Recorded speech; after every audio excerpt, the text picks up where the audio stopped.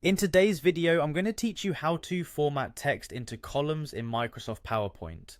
This is a great way to enhance the visual appeal of your presentations by organizing information in a more reader-friendly way.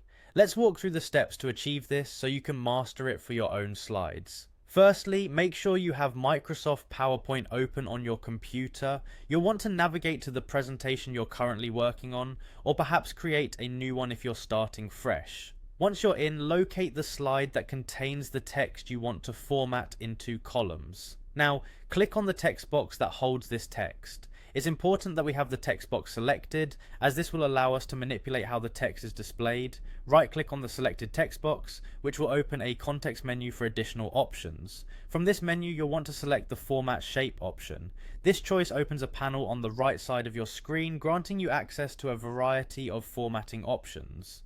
With the Format Shape panel open, focus on the options at the top. You'll see a tab labeled Text Options. Click on this to reveal 3 different icons, each representing different aspects of text customization. The third icon you see is the key to unlocking column formatting, so go ahead and select it. Next, you'll notice a button labeled Columns. This is where we'll actually configure how many columns we want our text to be divided into. Click on the Columns button to bring up a dialog box.